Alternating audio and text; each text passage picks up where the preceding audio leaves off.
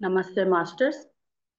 మనందరి గురువు గారైన బ్రహ్మర్షి పితామహ పత్రిజీ గారికి, వంశీకిరణ్ మాస్టర్ గారికి, ప్రవీణ మేడం గారికి నా ఆత్మ ప్రణామాలను తెలియజేసుకుంటున్నానండి.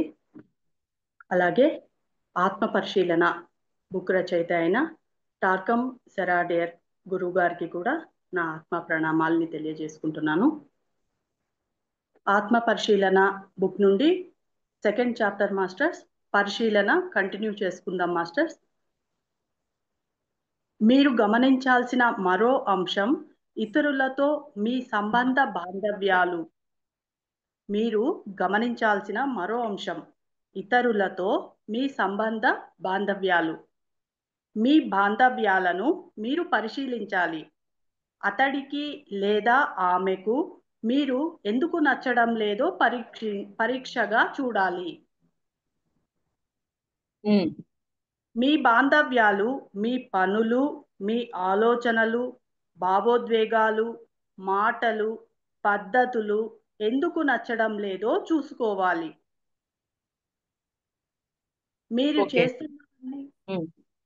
మీరు చేస్తున్నవన్నీ చేయడానికి కారణం ఏమిటి? మీరు కొన్ని రకాల అలవాట్లను, పద్ధతులను తొలగించడం మొదలుపెట్టినప్పుడు మీ పనులపైన మీ భౌతిక, భావనామయ, మానసిక చర్యలు, మాటలు, చేతలపై మీకు నియంత్రణ పెరగడం నెమ్మదిగా చూస్తారు. మీరు వాటిని నియంత్రించినప్పుడు మీ బాంధవ్యాలు అన్నీ చక్కగా ఉంటాయి. ఒక్కొక్క లైన్ చదువు. Okay madam. మీరు గమనించాల్సిన మరో అంశం ఇతరులతో మీ సంబంధ బాంధవ్యాలు. మీ బాంధవ్యాలను మీరు పరిశీలించాలి. అతడికి లేదా ఆమెకు మీరు ఎందుకు నచ్చడం లేదో పరీక్షగా చూడాలి. అంటే ఎదుట వ్యక్తికి ఎందుకు నచ్చట్లేదో దాన్ని కూడా పరీక్షించండి, గమనించమని చెప్తున్నారు. మీ బాంధవ్యాలు మీ పనులు, మీ ఆలోచనలు, భావోద్వేగాలు, మాటలు, పద్ధతులు ఎందుకు నచ్చడం లేదో చూసుకోవాలి. ఇవన్నీ ఎందుకు నచ్చట్లేదు, మనతో ఆ బంధం ఎందుకు నచ్చట్లేదు, మరి మన యొక్క ప్రవర్తన ఎందుకు నచ్చట్లేదు అని గమనించి తెలుసుకోండి అంటున్నారు.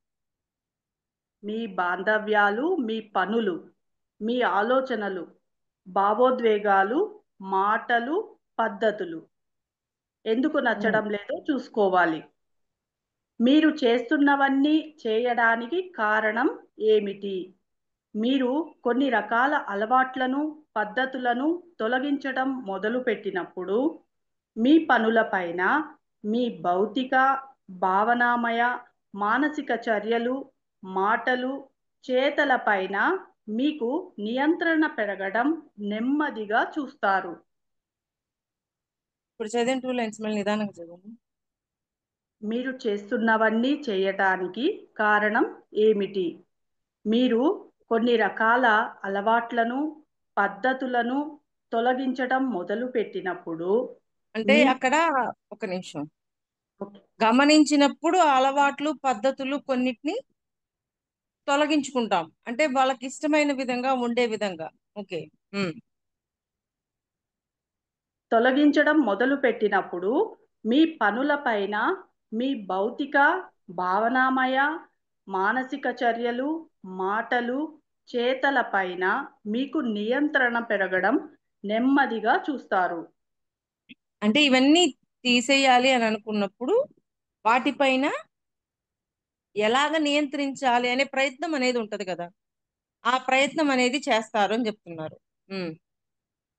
మీరు వాటిని నియంత్రించినప్పుడు మీ బాంధవ్యాలు అన్నీ చక్కగా ఉంటాయి.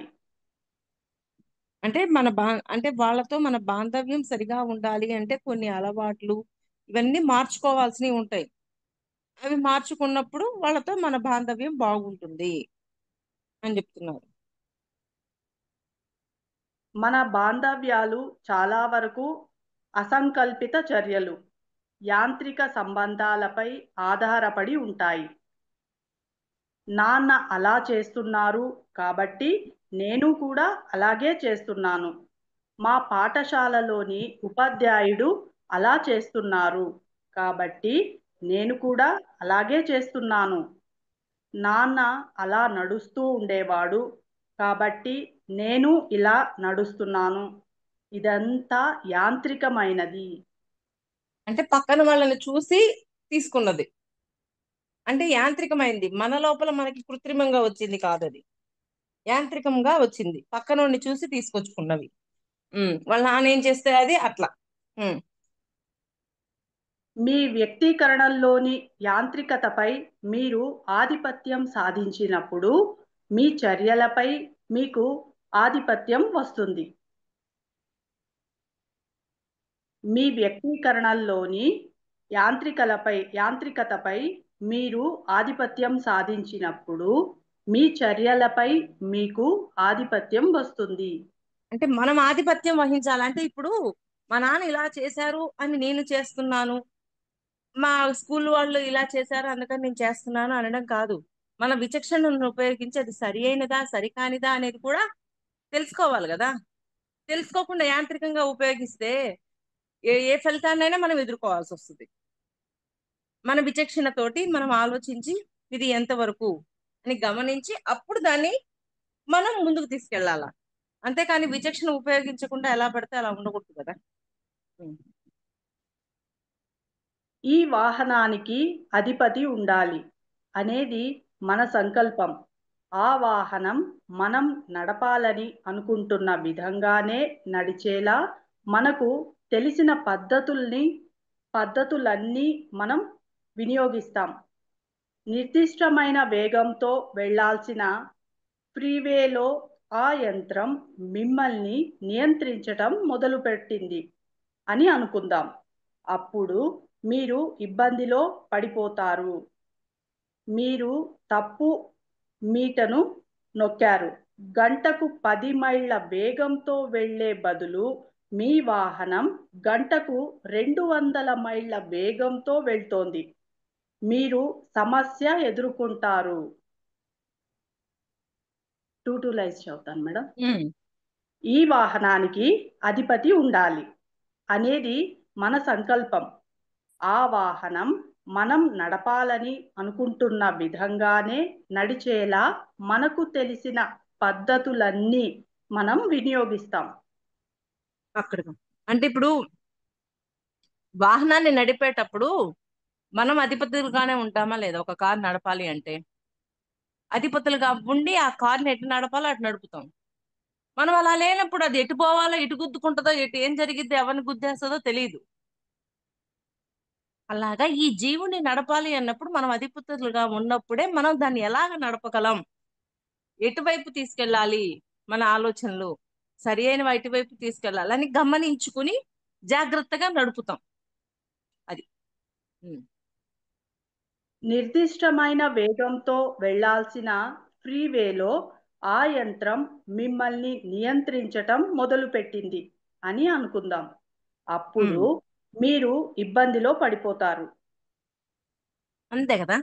ఇబ్బందిలో పడిపోతామా లేదా?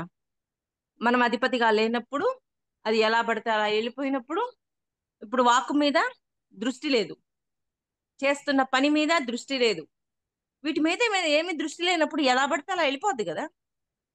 కానీ దృష్టి పెట్టి గమనించి మనము ఎటువంటి మాటలు మాట్లాడుతున్నాం, ఎటువంటి పనులు చేస్తున్నాం, మన దృష్టిలోకి మన లోపలికి ఎటువంటి తీసుకుంటున్నాం చెవుల ద్వారా, ఇవన్నీ మనకి అధిపతులుగా ఉండి గమనిస్తూ ఉన్నప్పుడు సరి అయిన వాటిని తీసుకుంటూ సరిగా ముందుకు వెళ్తాం. లేకపోతే మనం ఇబ్బందికి పాలవమ్మా. మనకు ఎప్పుడు ఇంకా ఇబ్బంది ఎదురు అవ్వకుండా ఉంటుందా ఏ క్షణమైనా సరే? అంటే ఇదంతా ఎవరు చేయాలా? ఈ జీవుడు అనే వాహనాన్ని ఎవరు నడపాలా? మనమే నడపాలా. మాస్టర్స్ నుంచి సజెషన్స్ తీసుకోవాలా, జ్ఞానం తీసుకోవాలా, అన్ని తీసుకొని దీన్ని జాగ్రత్తగా నడపాలా. మీరు తప్పు మీటను నొక్కారు. గంటకు 10 మైళ్ళ వేగంతో వెళ్ళే బదులు మీ వాహనం గంటకు 200 మైళ్ళ వేగంతో వెళ్తోంది. మీరు సమస్య ఎదుర్కొంటారు. ఎంత స్పీడ్ లో పోతే అంత స్పీడ్ లో ఉంటే బాగుంటది. ఇప్పుడు 80 అంతవరకు ఓకే, 100 కొంచెం కొంచెం. అంతకంటే ఎక్కువ పోతే ఆ వాహనానికి ఏమవుతుంది? యాక్సిడెంట్ అవుతుంది. అలాగా మన ఇంద్రియాల మీద మన మీద మనం పటుత్వంతో ఉండాల. నిన్న చెప్పుకున్నాం కదా, ఆన్ అంటే ఆన్, ఆఫ్ అంటే ఆఫ్, ఆగిపోవాలి అక్కడికి. అలాంటి ఆధిపత్యం లేకపోతే దాని ఇష్టం వచ్చినట్టు నడుస్తుంది. దానివల్ల మనకి ఎన్నో ఇబ్బందులు ఎదురవుతాయి. ఇబ్బందులు ఎదురవకుండా చూసుకోవాలి అంటే మనం దాని మీద ఆధిపత్యంతో ఉండాలి. మీరే మీ యజమానిగా ఉండాలి. మీరు మధ్యరాత్రి 2 గంటలకు నిద్రలేచి అంతు లేకుండా ఆందోళన పడుతూనే ఉంటారు. ఆందోళన పడటం ఆపి నన్ను నిద్రపోనిస్తావా అని మీ మనస్సుకు మీరు చెప్పగలరా? మీరు దాన్ని అలా ఆపగలుగుతారు. కేవలం గమనించడం ద్వారా మీరు ఆపగలుగుతారు.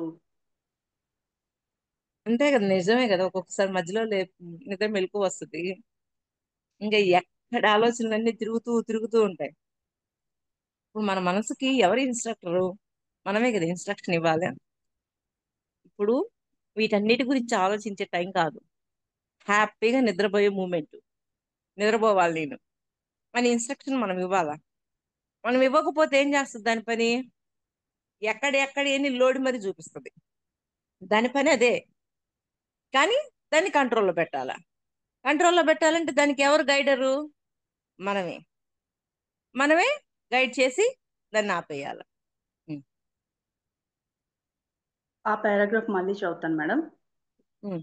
మీరే మీ యజమానిగా ఉండాలి. మీరు మధ్యరాత్రి 2 గంటలకు నిద్రలేచి అంతు లేకుండా ఆందోళన పడుతూనే ఉంటారు. ఆందోళన పడటం ఆపి నన్ను నిద్రపోనిస్తావా అని మీ మనస్సుకు మీరు చెప్పగలరా? మీరు దాన్ని ఎలా ఆపగలుగుతారు?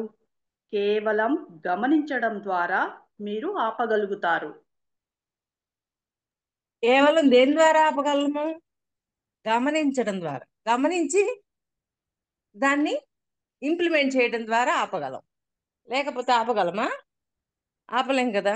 ఉం. ఇక్కడ కూడా ఆయన ఏం తెచ్చారు? గమనికే తెచ్చారు టార్కం గారు. బౌద్ధ ఇరిటేషన్ సాహిత్యం బుక్ ఇరిటేషన్ బుక్ లో చిరాకు అనే, అంటే చిరాకు అనే పదం అది రాకుండా ఎలా చూసుకోవాలి అని తెలియజేశారు. ఇక్కడ గమనిక ద్వారా మనల్ని మనం గమనించుకుంటూ ముందుకు వెళ్ళాలి అంటున్నారు. అంటే ఎప్పుడైతే గమనించుకుంటూ ముందుకు వెళ్తామో చిరాకు అనేది రాదు. అందుకని ఆ గమనిక అనేది చాలా ఇంపార్టెంట్. బౌద్ధ సాహిత్యంలో అద్భుతమైన ఒక ధ్యాన ప్రక్రియ ఉంది. హాయిగా పూర్తి విశ్రాంతిగా కూర్చొని మీ ఆలోచనలను గమనించండి అని ఆ ప్రక్రియ చెప్తుంది. ఆ సమయంలో అది ఎంతో మూర్ఖమైన పద్ధతి అని నాకు అనిపించింది. ఆలోచనలు సృష్టిస్తున్నదే నేను అయినప్పుడు నా ఆలోచనలను నేను ఎలా గమనించగలుగుతాను అని నేను అనుకున్నాను. ఓకే. ఆ తర్వాత నేను తెలుసుకున్నది ఏమిటంటే ఆలోచనలను సృష్టిస్తున్నది నేను కాదు. ఆలోచనలు అక్కడ ఉన్నాయి. అవి నీటి ప్రవాహంలాగా వస్తూ పోతూ ఉన్నాయి. మీ ఆలోచనలను పరిశీలించండి, గమనించండి అని గొప్ప బౌద్ధ గురువులు చెప్తారు. అది ఎంతో ఆసక్తికరంగా ఉంటుంది.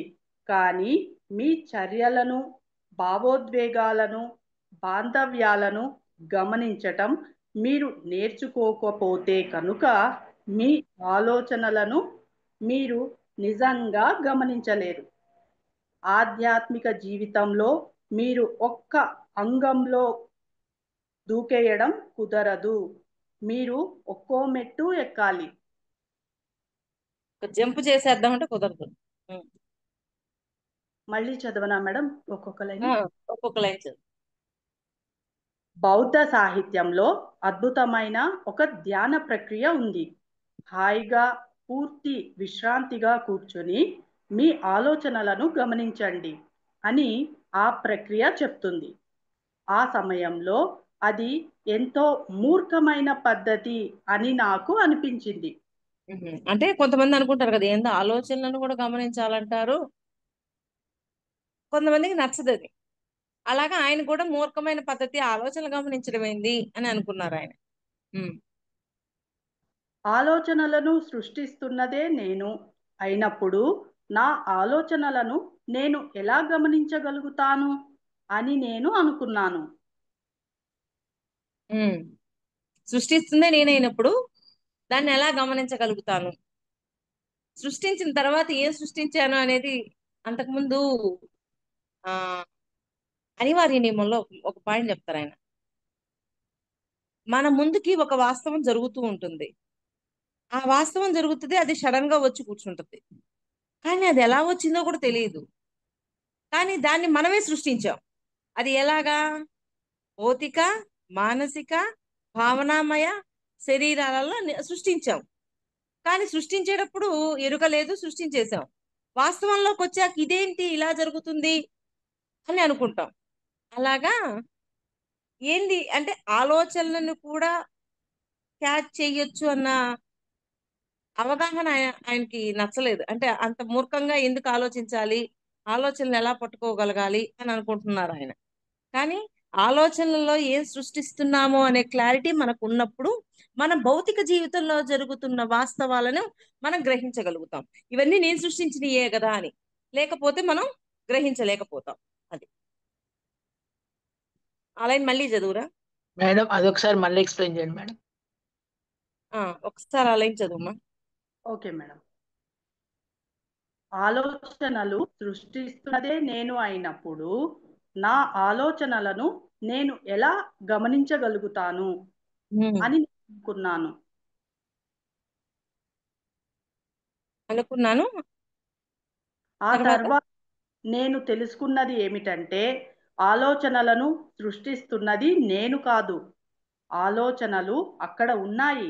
అవి నీటి ప్రవాహంలాగా వస్తూ పోతూ ఉన్నాయి. ఆలోచనలు అనేవి వస్తూ పోతూ ఉన్నాయి, నేను సృష్టించట్లేదు అని ఆయన అనుకుంటున్నారు. కానీ సృష్టిస్తుంది మనమే అనేది మనకు తెలుసుకోవాలా. భౌతిక జీవితంలో ఒక వాస్తవం వచ్చినప్పుడు ఆ వాస్తవం సడన్ గా వస్తుంది. కనీసం నాకు ఆలోచనలో కూడా లేదు, ఇదేంటి ఇలాంటి వాస్తవం వచ్చింది అని అనుకుంటాము. అనివార్యంగా వచ్చింది అనుకుంటాము. కానీ దాన్ని ఆల్రెడీ భౌతిక, మానసిక, భావనామయ తలాల్లో మనం సృష్టించాం కాబట్టి అది మనం ముందుకు వచ్చి కూర్చుంది. అది మన వాస్తవం అనేది మనం గ్రహించగలగాలి. అంటే ఆయన ఏమనుకుంటున్నారు? ఆలోచనలన్నీ అలాగా ప్రవాహం, నీటి ప్రవాహం లాగా వస్తుంటాయి పోతుంటాయి అనుకుంటున్నారు. వచ్చి పోతే పర్వాలేదు, వచ్చిన వాటిలో కొన్ని వాస్తవాలై కూర్చుంటున్నాయి కదా, వచ్చేసి పోతున్నాయి, అంతవరకు ఓకే. కానీ కొన్ని నిజంగా క్రియేట్ అయిపోతున్నాయిగా, వాటి సంగతి ఏంటో మరి చూద్దాం, ఆయన ఏమో చెప్తారేమో. ఉం. ఆ తర్వాత నేను తెలుసుకున్నది ఏమిటంటే ఆలోచనలను సృష్టిస్తున్నది నేను కాదు. ఆలోచనలు అక్కడ ఉన్నాయి. అవి నీటి ప్రవాహంలాగా వస్తూ పోతూ ఉన్నాయి. మీ ఆలోచనలను పరిశీలించండి, గమనించండి అని గొప్ప బౌద్ధ గురువులు చెప్తారు. అది ఎంతో ఆసక్తికరంగా ఉంటుంది. కానీ మీ చర్యలను, భావోద్వేగాలను, బాంధవ్యాలను గమనించటం మీరు నేర్చుకోకపోతే కనుక మీ ఆలోచనలను మీరు నిజంగా గమనించలేరు. అంటే గమనించమనే చెప్తున్నారు ఆయన. గమనించడం అనేది చేయకపోతే ఏం సృష్టించాము, ఏంది మన ముందుకు ఎందుకు ఇది వచ్చింది అనేది అర్థం కాదు. అది. ఉం. ఆధ్యాత్మిక జీవితంలో మీరు ఒక్క అంగంలో దూకేయడం కుదరదు. మీరు ఒక్కో మెట్టు ఎక్కాలి. ఉం.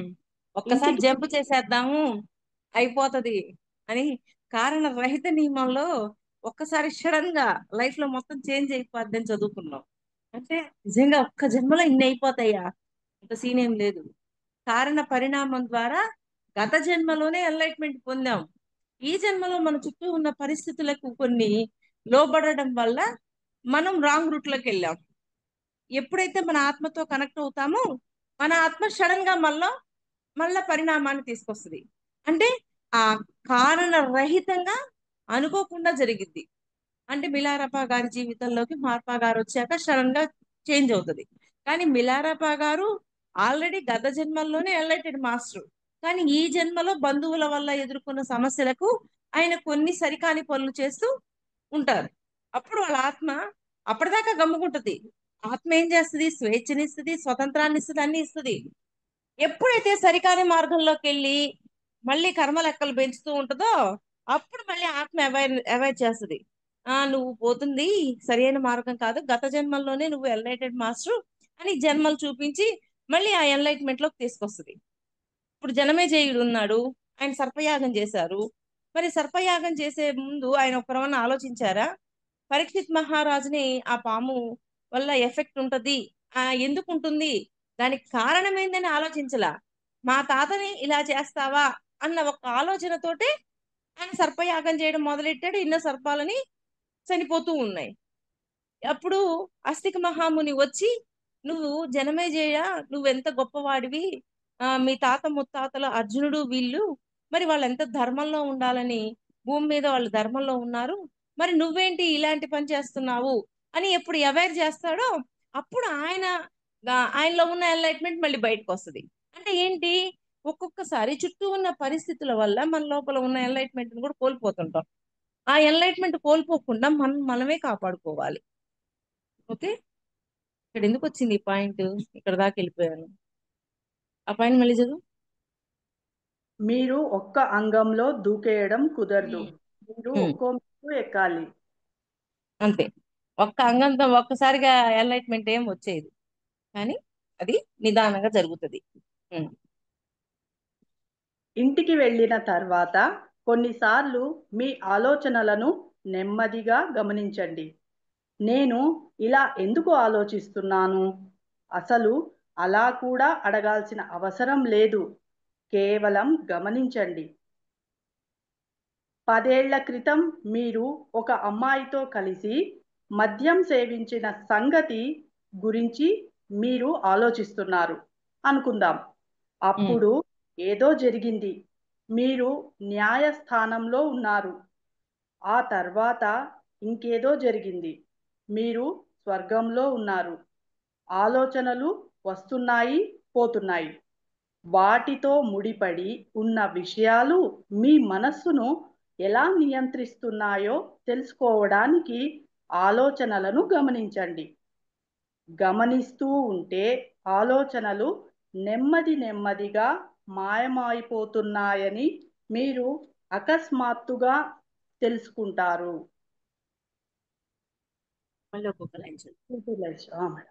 ఇంటికి వెళ్ళిన తర్వాత కొన్నిసార్లు మీ ఆలోచనలను నెమ్మదిగా గమనించండి.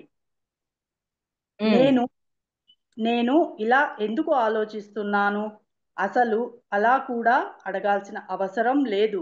కేవలం గమనించండి. ఎందుకు అలా ఆలోచిస్తున్నానని క్వశ్చన్ వేసుకోకర్లేదు, గమనించండి అంతే. ఆయన ఎందుకు, ఏమిటి, ఎలా, ఇవన్నీ ఏం వద్దంటున్నాడు. బాబు మోహన్ చెప్తలేదా ఆ టైప్ లో? మనకి ఎందుకు, ఏమిటి, ఎలా అనే క్వశ్చన్ వేసుకుంటండి, గమనించండి ఆలోచనలని. 10 ఏళ్ల క్రితం మీరు ఒక అమ్మాయితో కలిసి మద్యం సేవించిన సంగతి గురించి మీరు ఆలోచిస్తున్నారు అనుకుందాం. అప్పుడు ఏదో జరిగింది. మీరు న్యాయస్థానంలో ఉన్నారు. ఆ తర్వాత ఇంకేదో జరిగింది. మీరు స్వర్గంలో ఉన్నారు. ఆలోచనలు వస్తున్నాయి, పోతున్నాయి.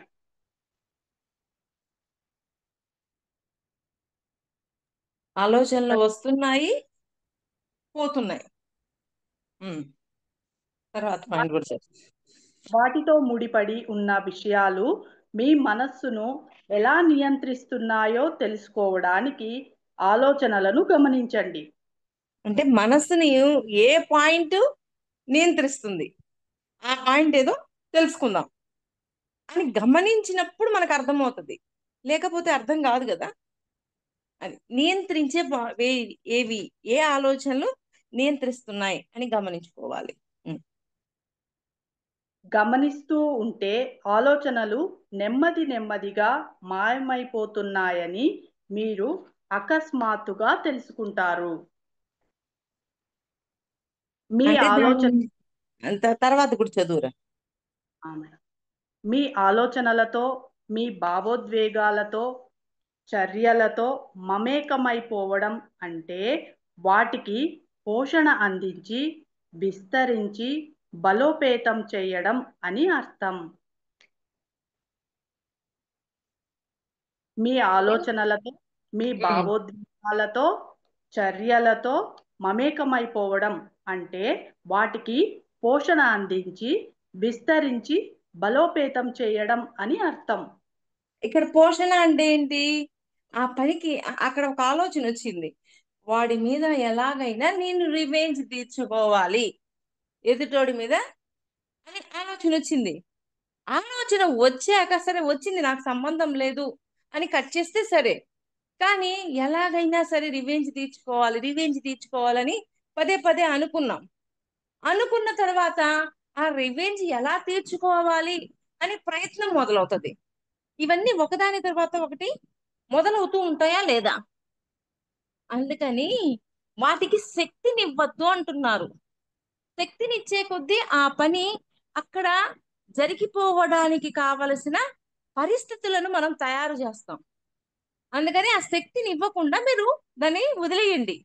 వస్తాయి ఆలోచనలు, కానీ వాటికి శక్తి అంటే పోషణ, ఆ పని జరగడానికి కావలసిన ప్రయత్నాలు అవన్నీ చేయకుండా మీరు అక్కడికి ఆపేయండి అని చెప్తున్నారు.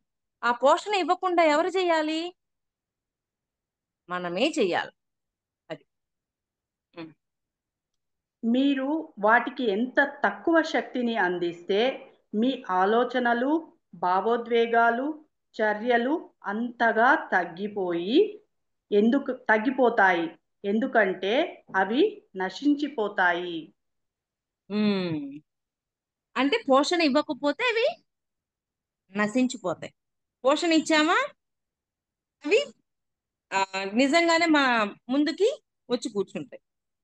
అందుకని పోషణ ఇస్తున్నామా ఇవ్వడం లేదా అనేది గమనికతో తెలుసుకోవాలి. ఆలోచన వచ్చింది, నాకు అవసరం లేదు ఇది అని కట్ చేయడం అనేది మన చేతుల్లో ఉంది. పోషణ ఇస్తామా ఇవ్వకూడదా అనేది కూడా మన చేతుల్లోనే ఉంది. భగవంతుడి చేతుల్లో లేదు, ఏ మాస్టర్ చేతుల్లో కూడా లేదు. అంటే మన వాస్తవానికి మనమే సృష్టికర్త అని లోతుగా తెలియజేస్తున్నాడు ఆ గమనికతోటి. తారకం గారు ఎంత లోతుగా తెలియజేస్తున్నారు, బాగా ఆలోచించండి. ఇప్పటిదాకా ఆలోచనల మీద మనకు అంత లేదు, ఇప్పుడు ఆలోచనలు వస్తున్నాయి. ఆలోచనలు వచ్చినా దానికి పోషణ ఇవ్వకుండా మీరు అక్కడికి ఆపండి. మీరు పోషణ ఇచ్చారు అంటే ఆ పని జరిగి తీరుతుంది. సరి అయిన ఆలోచనలకి ఇస్తున్నారా, సరికాని ఆలోచనలకి పోషణ ఇస్తున్నారా అనేది మనం గమనించుకోవాలి. సరి అయిన ఆలోచనలకు ఇచ్చామనుకోండి, మనకి శక్తి వస్తుంది, ఇంకా ముందుకెళ్తాము, పరిణామం వస్తుంది, ఇంకా ఎన్నో జరుగుతాయి. మరి సరికాని ఆలోచనలకు ఇచ్చినప్పుడు శక్తిని కోల్పోతాం, పోషణ ఇచ్చినప్పుడు మళ్ళీ పరిణామం కూడా పడిపోతుంది. ఆ పోషణ ఎవరిస్తున్నారు ఇది బాగా అర్థం చేసుకోండి. ఆలోచనలు వచ్చాయి, వాటికి పోషణనిస్తున్నారా లేదా అనేది గమనించండి.